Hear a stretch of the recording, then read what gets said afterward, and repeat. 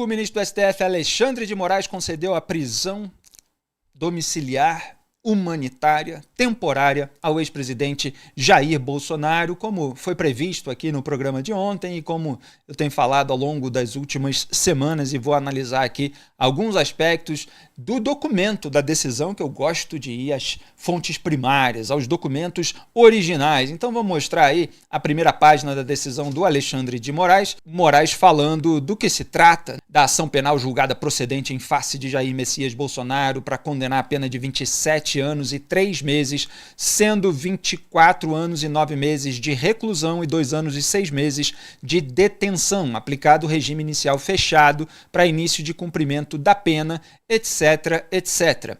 Tá aí o que a defesa de Jair Bolsonaro alegou para que ele fosse para a prisão domiciliar.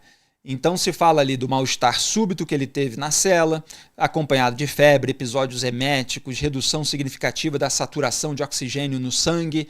Isso exigiu atendimento médico emergencial, remoção hospitalar imediata. Se fala ali da necessidade de internação, quadro bacteremia, febre, queda na saturação arterial de oxigênio, hipotensão em decorrência de pneumonia bacteriana secundária, episódios de broncoaspiração pulmonar. Fala-se na gravidade e rápida evolução do quadro clínico, que foram evidenciadas pelo exame de imagem realizado no contexto da internação, o qual não apenas confirmou o diagnóstico inicial, como também revelou progressão significativa das alterações pulmonares em curto intervalo de tempo.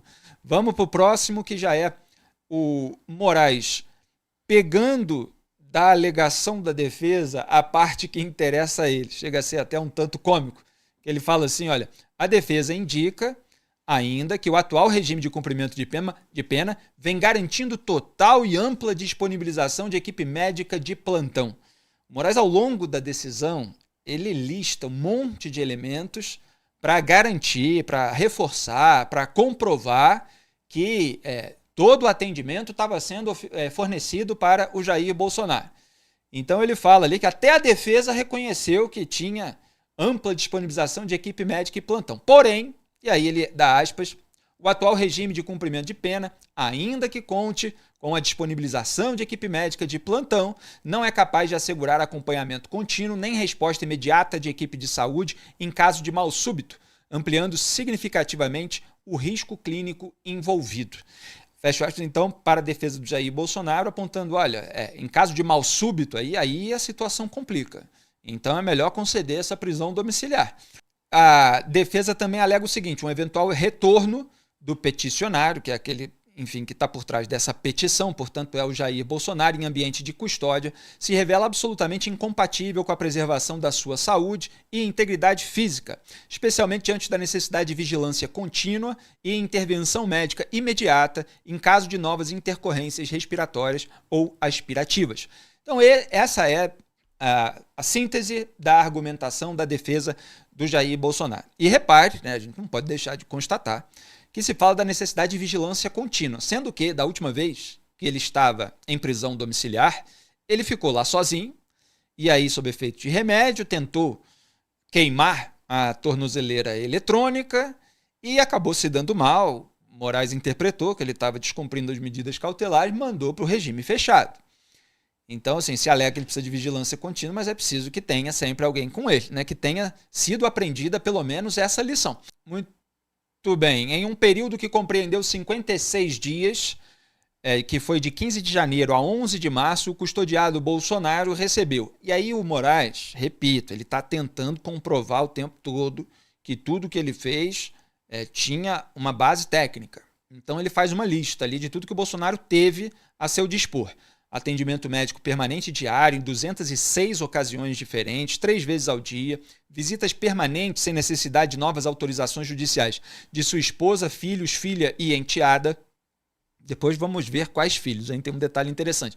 Próximo, continuação da lista, 40 visitas de terceiros devidamente solicitadas pela defesa, 18 sessões de fisioterapia, 48 sessões de atividades físicas, entre parênteses, caminhada, atendimento por seus advogados em 40 dias, ampla assistência religiosa, inclusive com serviços de capelania em 6 dias. E aí ele fala, no dia anterior à remoção e à internação de Bolsonaro, 12 de março, a equipe de saúde atestou sua boa condição física e mental, tendo indicado a ocorrência de atividade normal, inclusive física, com caminhada de 5 km e ampla assistência à saúde, que constataram suas boas condições de saúde, conforme se verifica no relatório da equipe médica. Eu não vou mostrar aqui, ele reproduz o documento, documento original ali, aquelas folhas, etc.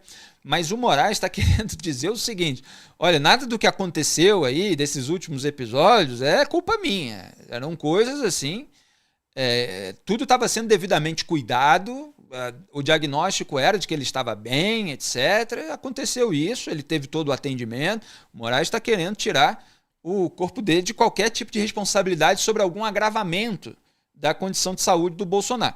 O procedimento estabelecido para garantir a saúde e dignidade de Bolsonaro foi extremamente eficiente. Tá vendo? Com início à hora tal, do dia tal, permitindo sua imediata remoção para hospital particular, sem qualquer necessidade de autorização judicial específica. Olha só a ressalva que o Moraes faz. Saliente-se ainda que o custodiado, que é o Bolsonaro, poderia ter antecipado o seu próprio atendimento, caso tivesse acionado mais cedo o botão do pânico, que estava à sua disposição 24 horas por dia. Moraes está dizendo, olha, inclusive, ele podia ter tido o atendimento antes, se ele apertasse o botãozinho que está lá à sua disposição para qualquer caso de emergência. Não apertou, não sei porquê, mas não é culpa minha. É isso que a gente interpreta que o Moraes está querendo dizer. A intercorrência médica, e aí dá lá todo o detalhe clínico, pneumonia bacteriana secundária, episódio de broncoaspiração pulmonar, ocorreria, e esse é um ponto que eu frisei no Flow News na terça passada e aqui no programa, ocorreria independentemente do local de custódia. Não frisei para legitimar as alegações do Moraes, mas para explicar como funciona uma decisão de manter ou não um custodiado em prisão, em regime fechado, ou mandá-lo para prisão domiciliar por motivos de saúde. Então o Moraes está dizendo, a intercorrência médica ocorreria independentemente do local de custódia. Quer dizer, não é porque ele estava em regime fechado que isso aconteceu. Se ele estivesse em casa, aconteceria também. Porque é isso, as pessoas têm problemas de saúde, ou vão ficando velhas, ou as duas coisas, etc. E aí alguma coisa acontece, independentemente do local que ela está. Claro que isso pode ser discutido do ponto de vista científico, médico, mas essa é a alegação do Moraes. Se ele estivesse em casa, também teria acontecido. Ele estava bem, os médicos estavam dizendo que ele estava bem, etc., mas aconteceu. E aí ele continua. E dificilmente o atendimento e remoção do custodiado seria mais célere e eficiente se estivesse em prisão domiciliar. Quer dizer, o Moraes, ainda que a decisão final seja pela concessão, ele está dizendo que, olha, inclusive, foi aparentemente mais rápido na unidade prisional o atendimento do que seria se ele estivesse em casa. Não há, portanto, qualquer dúvida sobre as completas condições, isso é muito Moraes, né? Todas as decisões dele, não há qualquer dúvida, sobre as completas condições do estabelecimento prisional em garantir o tratamento seguro e adequado a Bolsonaro, com absoluto respeito à sua saúde e dignidade, como bem salientado por unanimidade pela primeira turma do STF, ao afastar a ausência dos requisitos necessários para a concessão da prisão domiciliar humanitária. Então ele se refere à decisão anterior do STF, decisão colegiada, de referendar decisão monocrática dele, de não mandar Jair Bolsonaro para casa. Mas agora você tem um outro contexto. Agora o Moraes, ele sempre coloca as questões desse jeito. Olha, aqui estava tudo certo, inclusive não fui só eu, o colegiado defendeu isso, eu estou amparado aqui por outros pontos de sustentação. Os demais fundamentos definidores da rejeição do pedido de prisão domiciliar humanitária pela primeira turma dessa Suprema Corte permanecem integralmente existentes. Ele está dizendo o seguinte, olha, a decisão de botar o Bolsonaro em regime fechado foi baseada nesses elementos que ainda são válidos, tá? Mesmo que lá no fim o Moraes vá conceder a prisão domiciliar, mas esses elementos ainda existem. E aí ele lista o descumprimento reiterado de medidas cautelares, a dolosa e ostensiva violação do aparelho de monitoramento eletrônico, a utilização de solda elétrica, extensos danos ao equipamento, e aí tipifica. Importante, entretanto, e aí, olha, é nesse trecho da decisão, e nós já estamos na página 33. É uma decisão de 40 páginas do Moraes. Eu estou fazendo aqui um resumo, peguei algumas partes. São 40 páginas, tá? Em que ele mostra que estava tudo certo, etc. É como se agora Tá, ok, eu vou consentir, mas isso aqui estava funcionando muito bem. Agora é o momento em que ele concorda com um pontinho da defesa.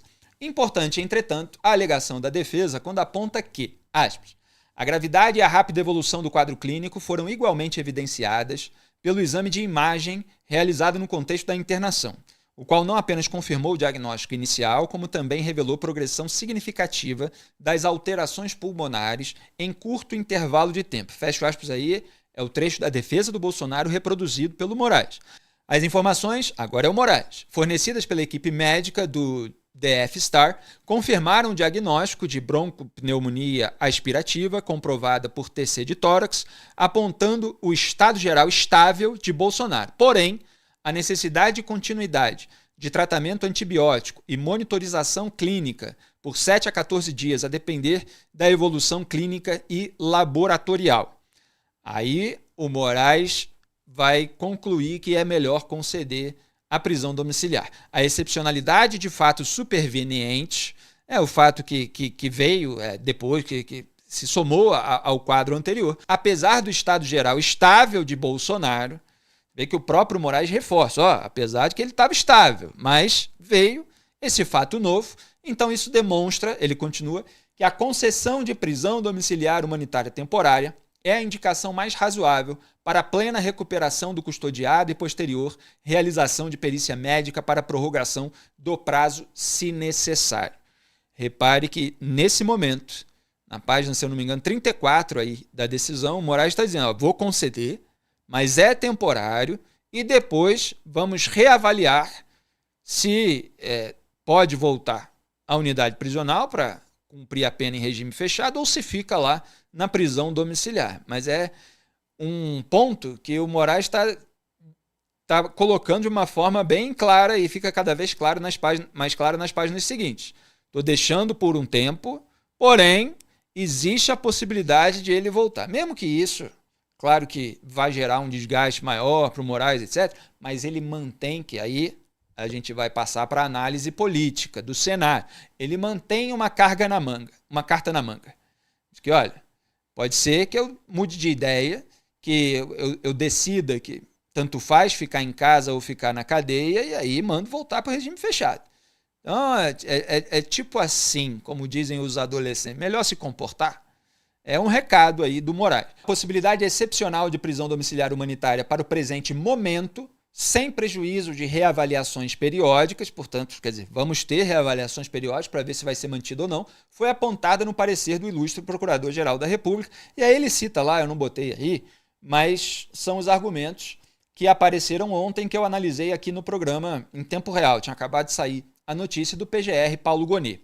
Então o Moraes está dizendo que o PGR deu parecer favorável para que o Bolsonaro vá para casa nesse momento. A atual situação clínica do Bolsonaro, 71 anos de idade, acrescida do seu histórico médico e a presença de comorbidades, igualmente constatadas no relatório médico juntado aos autos, indica que no presente momento e durante o prazo necessário para sua integral recuperação da broncopneumonia, quer dizer, de um problema específico que surgiu agora, o ambiente domiciliar é o mais indicado para a preservação de sua saúde. E aí dá lá todas as alegações médicas, nesse longo parágrafo que vocês que estão vendo pelo YouTube estão vendo na tela. Mas eu vou pular. Diante do exposto, autorizo a prisão domiciliar humanitária temporária ao custodiado Jair Messias Bolsonaro pelo prazo inicial de 90 dias a contar da data de sua alta médica, para fins de integral recuperação da broncopneumonia. Após esse prazo, será reanalisada a presença dos requisitos necessários para a manutenção da prisão domiciliar humanitária, inclusive com perícia médica, se houver necessidade. A prisão domiciliar humanitária temporária será cumprida integralmente no endereço residencial do custodiado, ou seja, do Bolsonaro, com as seguintes condições e medidas cautelares. Aí ele lista um monte, que começa pela mais importante, a mais emblemática sempre das medidas cautelares, que é o uso de tornozeleira eletrônica.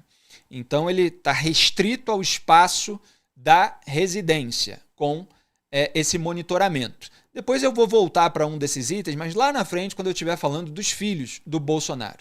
Carlos Bolsonaro já reagiu na rede social X, publicou o seguinte: é óbvio que fico extremamente aliviado em finalmente ver meu pai em casa, podendo ser cuidado de forma mais adequada, aumentando sua possibilidade de sobreviver frente a tantas comorbidades médicas expostas ao longo de meses. Mas isso não pode ser tratado como justiça e nem celebrado como tal, frente a um processo repleto de ilegalidades expostas pela própria imprensa. Olha só um momento em que um Bolsonaro legitima a argumentação da imprensa. Para que exista justiça de verdade, nenhuma condenação dentro desse atropelador cenário pode ser normalizada. Qualquer pessoa minimamente decente sabe disso. É o que diz aí o Carlos Bolsonaro, conhecido como Carluxo. No X, ele publicou um vídeo também, não vou reproduzir porque está com música, etc. Mas eu peguei aí uma imagem só para vocês verem, justamente com o trecho da legenda que fala em migalhas ditatoriais. Que ele diz que não é para comemorar migalhas ditatoriais, como se fosse uma grande vitória, ou como se fosse, na verdade, a justiça sendo feita, porque para ele a justiça sendo feita seria a inocência do pai, etc. Então é mais ou menos nessa linha de raciocínio que ele faz a sua mensagem nesse vídeo. Aí o Carlos Bolsonaro, que está concorrendo a uma vaga no Senado por Santa Catarina, ele que é do Rio de Janeiro, da capital fluminense, foi vereador durante muitos anos, e como Santa Catarina é um estado mais alinhado ao bolsonarismo do que ao lulismo, mais fácil para ele se eleger, ele foi lá, gerou aquela bagunça, que foi tema aqui de um programa com a participação do cientista político catarinense Jackson Laurindo, e a Carol Detone e o Esperidião Amin são os outros candidatos às 2 vagas. Então são 3 pessoas para 2 vagas.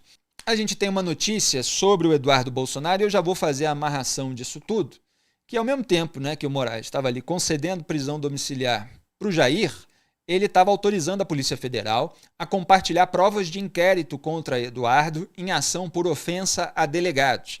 Essa é a manchete da Folha, o ex-deputado não se manifestou para o jornal e a PF diz que o Eduardo teria feito comentários para ameaçar funcionários da corporação. Bom, isso não é a matéria de alegação. Ele fez, claro que cada um pode usar um substantivo ou um verbo diferente para aquilo que o Eduardo fez, mas eu vou lembrar o vídeo dele. Ele estava ali tentando intimidar os policiais federais que, obedecendo ordens, estavam investigando o pai dele.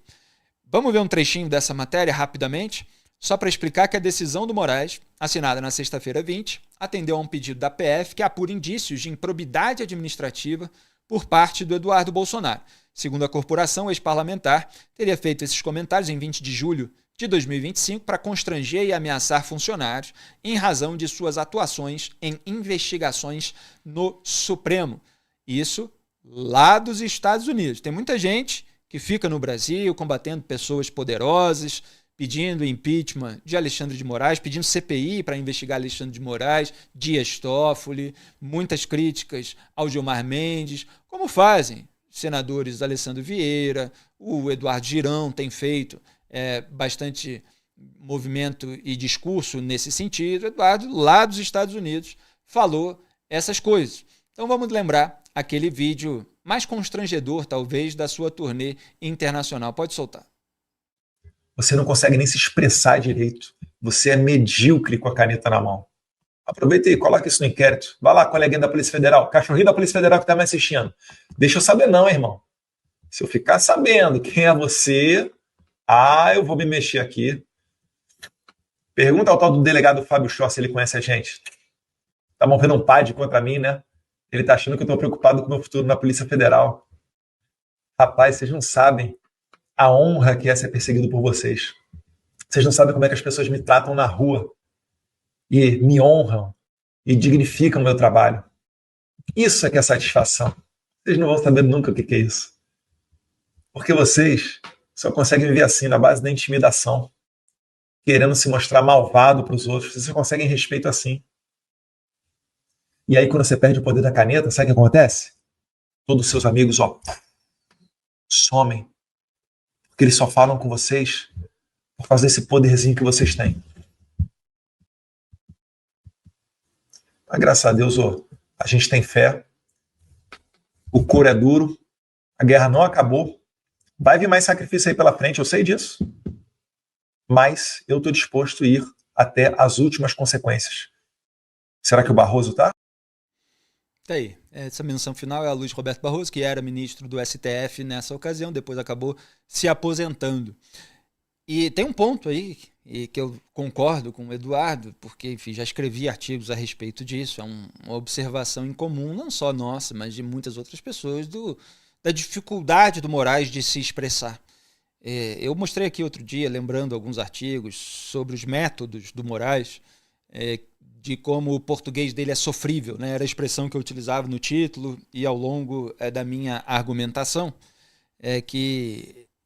mas às vezes o argumento dele é mais sofrível do que o seu português, né? O que é pior ainda. Agora, em relação a você estar nos Estados Unidos fazendo esse tipo de intimidação a agente da Polícia Federal que está aqui no Brasil trabalhando, concorde-se ou não com a ordem que vem do Poder Judiciário, aí já se cruza uma outra fronteira.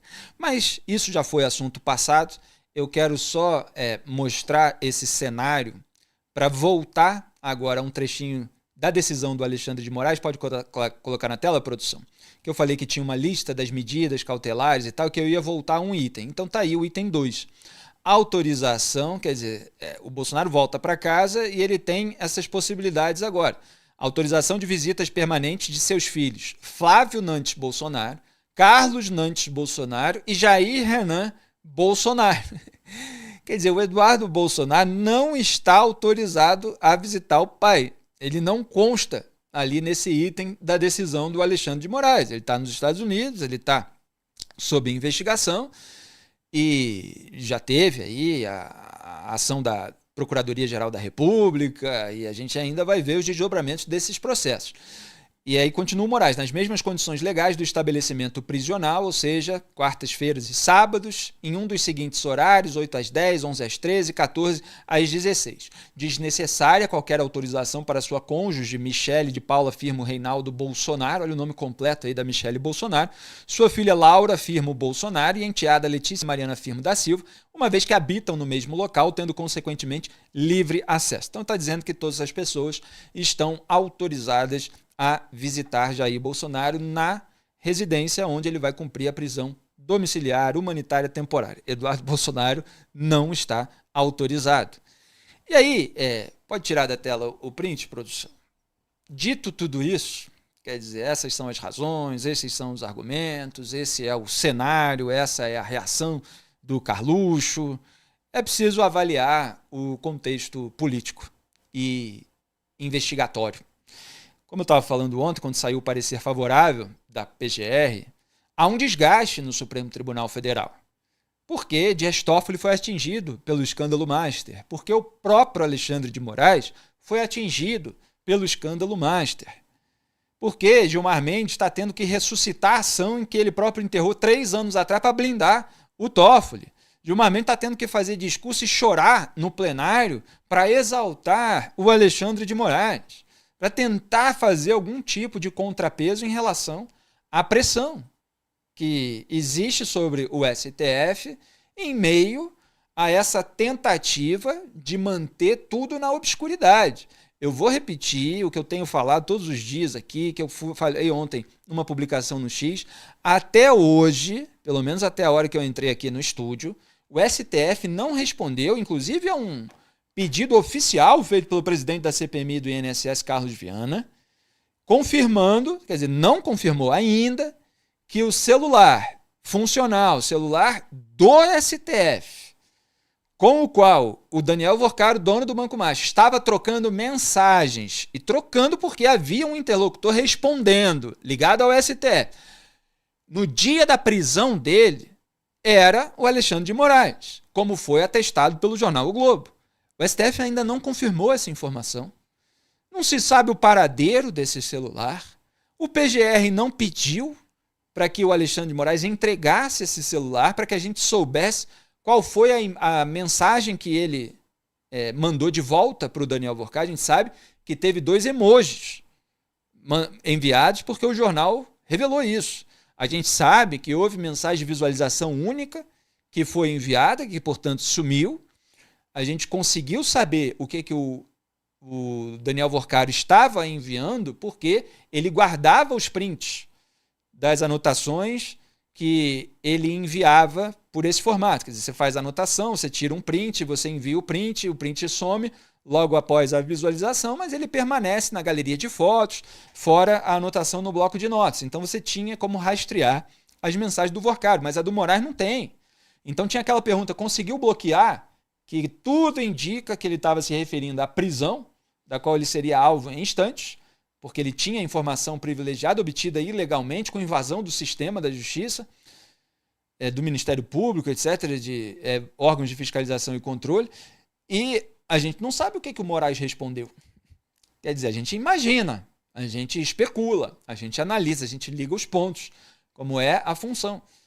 Mas o Moraes não esclareceu. Pelo contrário, ele tentou fingir que não tinha sido ele, usando um contorcionismo verbal para dizer que o print que vazou pela CPMI do INSS, aí o pessoal da CPMI reagiu, que história é essa? Que vazamento? Como é que ele soube quem, então, que ele está acusando de ter vazado? Não dizia respeito a uma conversa, porque o arquivo tal... Não conseguia dizer claramente, eu conversei ou eu não conversei com Daniel Workaro no dia 17 de novembro de 2025, se eu não me engano, que foi o dia da prisão. Precisou desse malabarismo. Então, assim, eles estão nas cordas, estão sob pressão, estão com a faca no pescoço, como dizia metaforicamente Ricardo Lewandowski, flagrado lá durante o julgamento do Mensalão, dizendo que a tendência era amaciar por Dirceu, mas a imprensa deixou o STF com a corda no pescoço. Numa decisão em que o STF não foi complacente com isso. Em uma, teve outras que foi. Então, nesse momento, seria um desgaste ainda maior para o Moraes se voltar contra um parecer da PGR favorável ao relaxamento da prisão do Bolsonaro, correr o risco de o Bolsonaro ter um agravamento de estado de saúde ou eventualmente morrer na cadeia e ser alvo aí de um incêndio nacional, metafórico, mas até possivelmente literal, porque a gente não sabe o que pode acontecer num momento de tamanha confusão. E ele acabou consentindo. Então, existe esse cenário. E existem as reuniões que foram feitas entre Michele Bolsonaro e Moraes, Tarcísio de Freitas e Moraes e Flávio Bolsonaro e Moraes. E notícias na imprensa dizendo que o Moraes gostou da deferência do Flávio, que o Moraes disse a interlocutores que o Flávio cumpre combinado. Sei que história é essa, de político fazer combinado com magistrado. Que história é essa? Já é estranho, né? Político ficar se reunindo com o magistrado para tentar convencê-lo em reuniões a relaxamento de prisão. E eu não estou falando isso nesse ponto, criticando a Michele, o Tarcísio e o Flávio. Não, eles estão lá defendendo o interesse deles. Apareceu uma oportunidade ali de expor, etc. Eles foram lá e tentaram convencer o magistrado, na melhor das hipóteses, certo? Mas um ministro do STF, ele não atende os familiares de todos os presos de regime fechado do Brasil. Essas pessoas têm acesso porque é uma família de um ex-presidente, porque é político, porque fazem parte desse grupo que tem poder na República, que atua em Brasília, etc. Então, assim, são muitas condutas inapropriadas de ministros do STF. Mas seria um desgaste muito grande. Então, o Moraes, havendo, claro, repito, isso aí é indiscutível, há motivos, há argumentos para que Bolsonaro vá para casa. Havendo esses argumentos, o Moraes decidiu blindar o STF contra mais pressão. A questão vai ter algum tipo de alívio nas pressões contra o STF no sentido parlamentar de investigação por causa dessa concessão? Houve algum tipo de sinalização, ainda que não um pedido? Olha, eu vou fazer isso aqui e tal. Houve algum tipo de sinalização para que não avançasse uma CPI do Master, não avançasse uma CPI contra o Toffoli e Moraes, tudo isso que está sendo deliberado? Então, assim, o Flávio está num movimento, há 7 anos que ele está, mas é que nos últimos dias teve uma sinalização mais nesse sentido, novamente. Um movimento de trégua. É uma trégua meio velada, é uma trégua que não vem muito claro. Não, tem que investigar, mas ao mesmo tempo a CPI é ilegal, o Alessandro Vieira é isso e é aquilo, espera ter o mínimo de assinaturas para assinar, etc. Ele está numa articulação política, em várias frentes. Inclusive vou falar já da articulação lá no Paraná. E uma dessas foi em relação ao STF. Porque o STF, principalmente na figura do Moraes, tinha e ainda tem uma carta na manga, que é a prisão do Bolsonaro. Então, existe eventualmente um receio de se investigar a fundo aquelas pessoas que podem retaliar, endurecendo o regime da prisão. Então, esse é o cenário básico. O vídeo que você acabou de assistir é um corte do programa Análise dos Fatos, transmitido ao vivo às segundas e sextas às 12 horas e terças, quartas e quintas às 18. As íntegras ficam disponíveis na aba Ao Vivo do meu canal de YouTube e os cortes na aba Vídeos. Curta, compartilhe e seja membro do canal para ajudar a manter esse programa no ar. Obrigado.